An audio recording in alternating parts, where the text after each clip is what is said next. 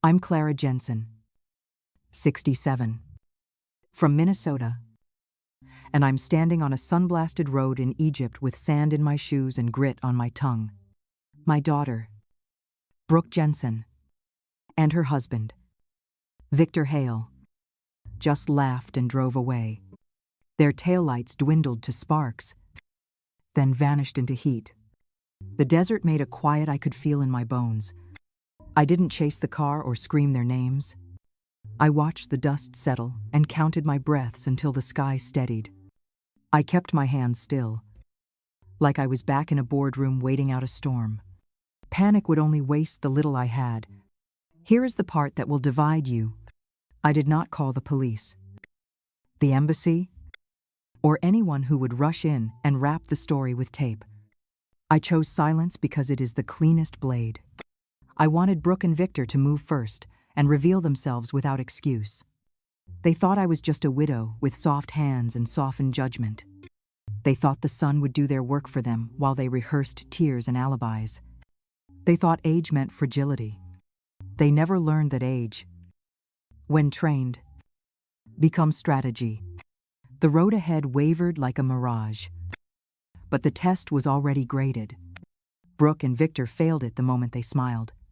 I adjusted my hat, tasted the salt on my lips, and studied the shadows for shelter.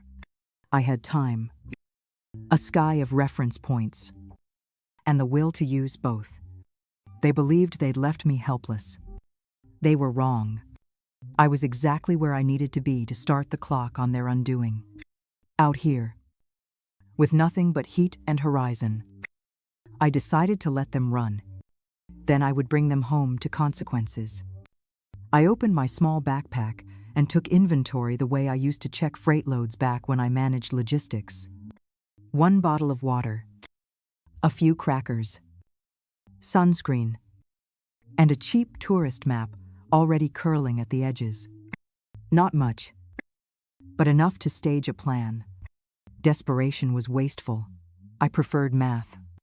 The desert heat was ruthless, but I'd handled colder chaos in boardrooms filled with louder men. My first rule was control the pace, not the panic. I found a patch of rock offering a thin line of shade and sat down to think. I rationed the water like I'd budget a crisis 12 hours. Maybe less if I moved carelessly. When the sun began to lower, I studied the horizon and remembered something my husband, David, once said: "Stars never lie." People do. I waited until dusk, then found the North Star just above the dim edge of the dunes. It became my compass, constant and impersonal, which suited me perfectly. I would walk at night, rest during the day, and keep to the fading tire tracks they'd left behind. Every few miles, I marked the sand with a stick, like breadcrumbs through silence. My legs ached, my mouth burned, but the rhythm kept my thoughts sharp. Fear shrank when broken into steps and distances. Somewhere ahead, the faint line of tracks dissolved into nothing, and for a moment, I felt suspended between life and story. Still, I didn't stop. The stars above me formed a map only I could read. One built on reason, not hope. Logistics had taught me to move cargo across frozen states in winter storms. Tonight, the cargo was me. I adjusted my scarf, faced the wind, and walked deeper into the desert night. By the second night, the dunes blurred together, and the air itself felt like glass. When dawn finally arrived, I saw shapes in the distance that broke the horizon low walls. A collapsed roof, the ghost of a village swallowed by sand. I stumbled toward it, half believing it might vanish before I reached it. It didn't. The place was silent, except for wind slipping through the ruins. A half-buried well stood in the center, the stones warm under my hands.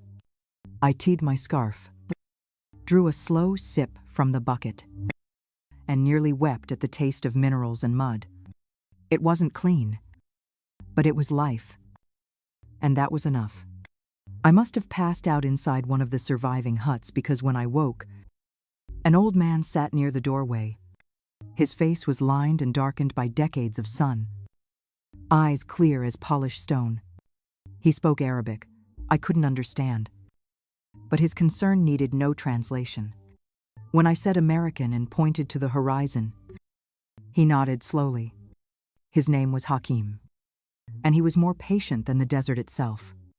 Over 2 days, he showed me how to collect dew with cloth, which shrubs could be chewed for water, and how to read the wind for direction.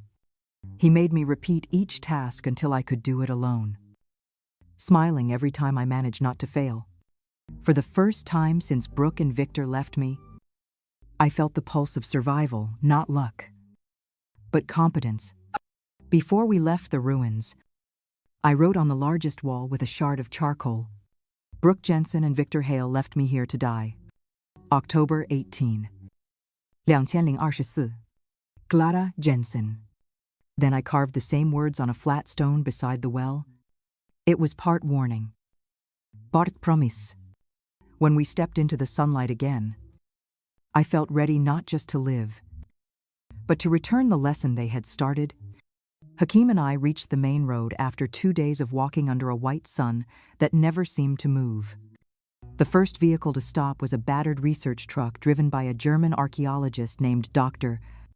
Anja Kraus. She took one look at me, half-burned and trembling, and radioed for help before I could object. I remember the cold air of her Jeep feeling sharper than the heat I'd escaped. At the hospital in Cairo, the world finally caught up to what had happened. Nurses hovered. Police officers asked questions. And a young man from the American consulate handed me forms thick enough to bury the truth under paperwork. He said words like attempted homicide and criminal proceedings. I nodded politely. But my thoughts were already several steps ahead.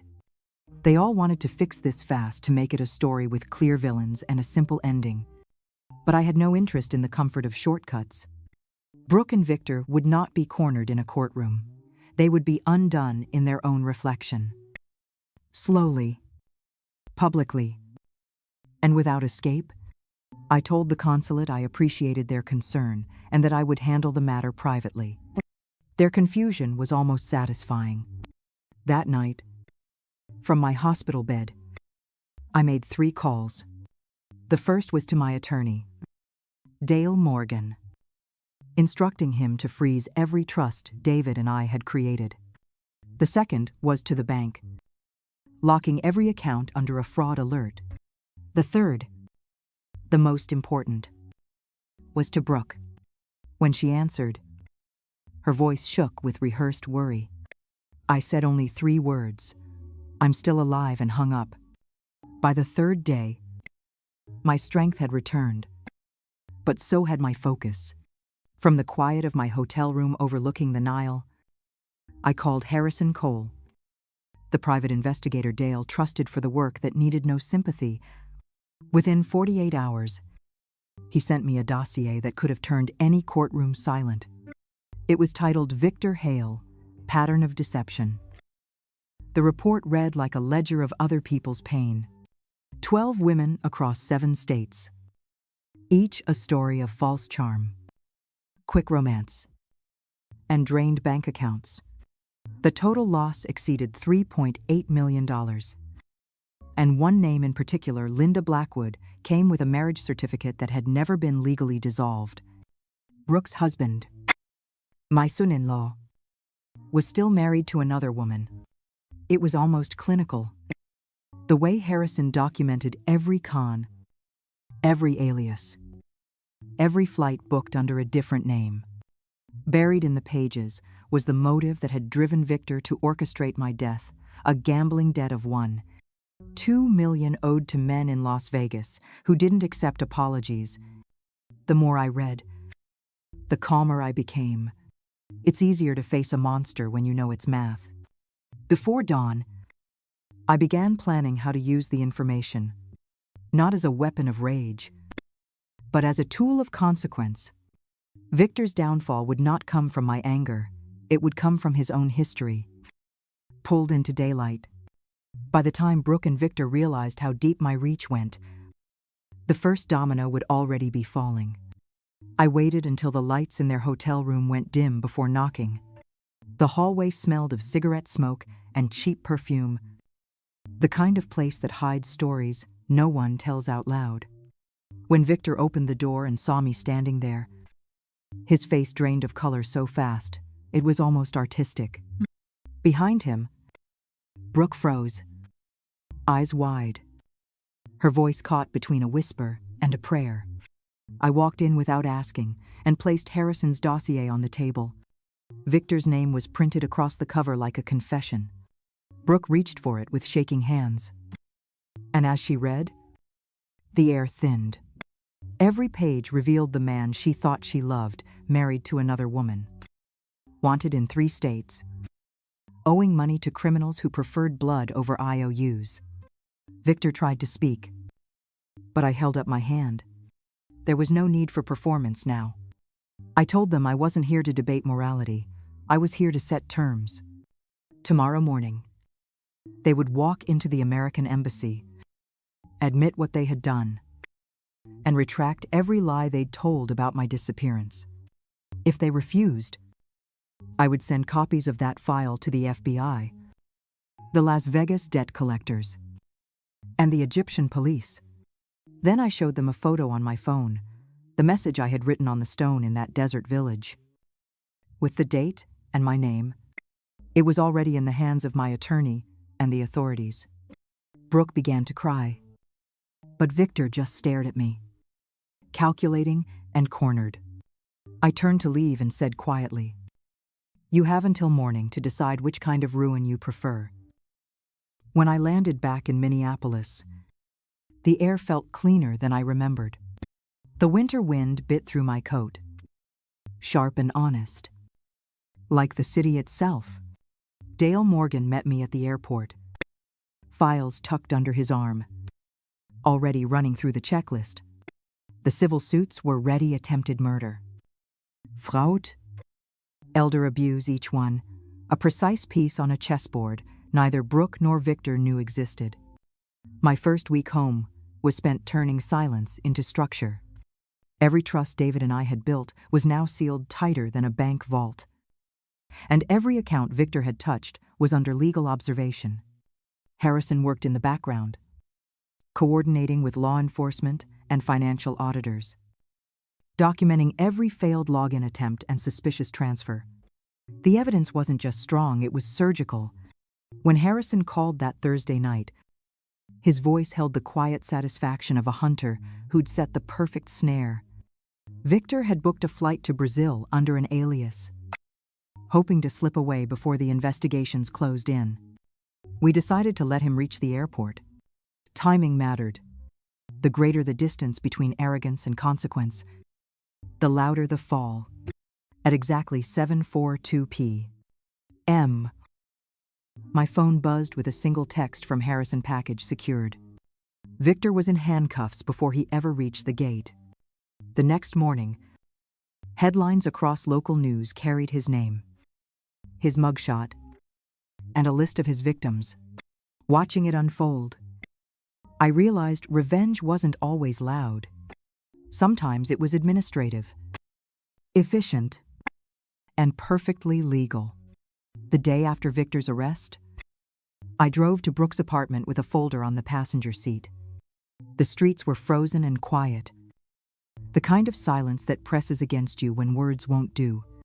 She opened the door looking smaller than I remembered, pale, sleepless, still wearing the same robe from the photos she'd once posted to show off her perfect life. I handed her the envelope before she could speak. Inside was the legal notice. Dale had drafted my official declaration of disinheritance.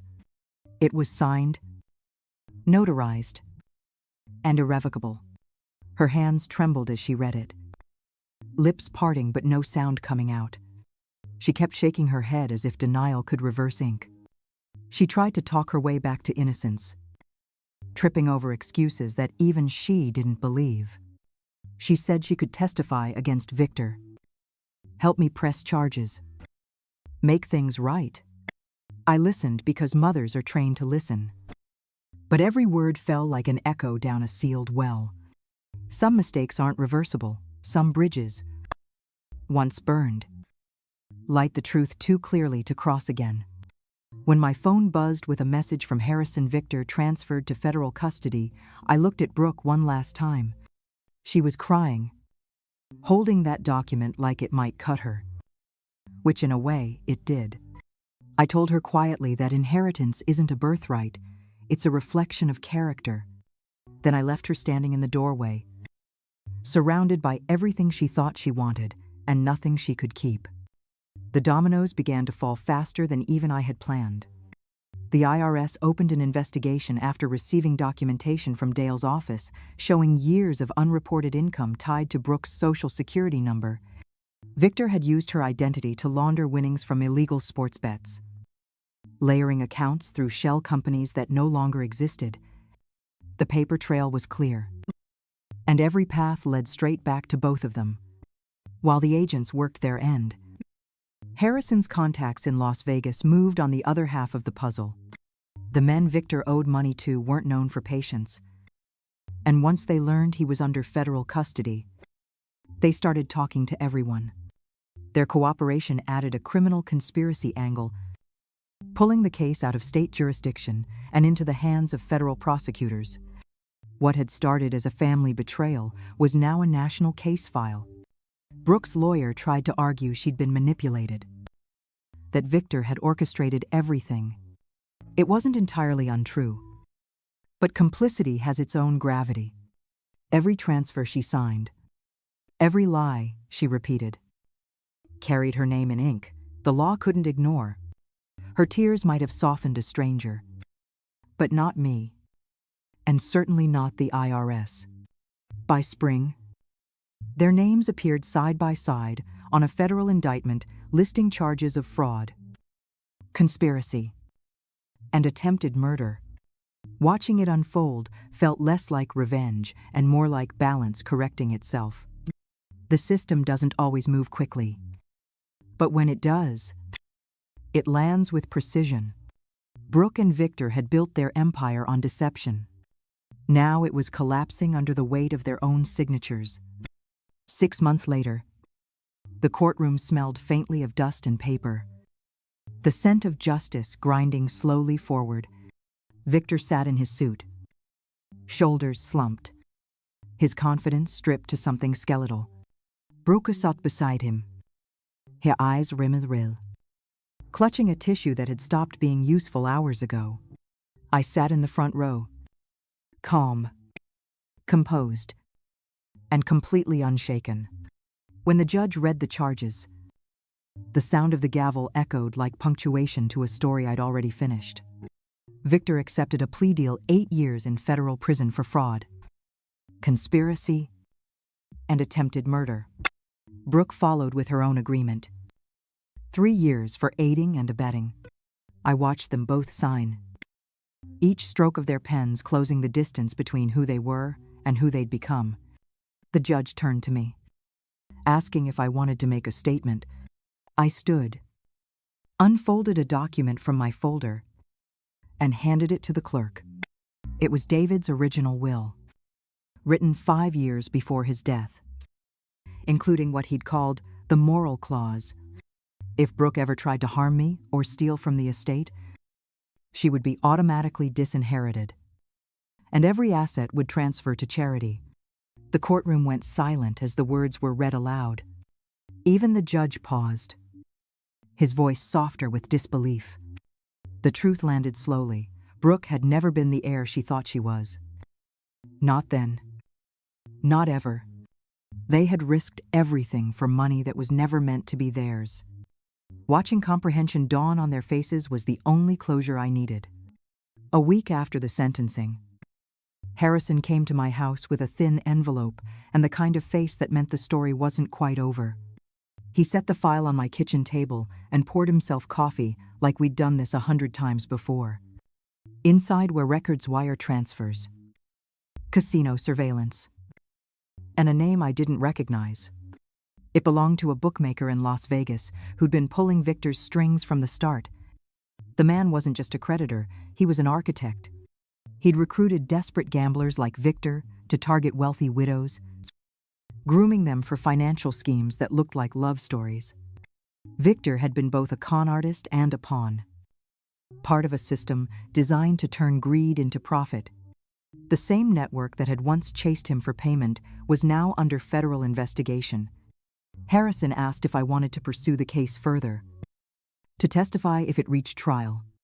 I thought about it for a long moment before shaking my head.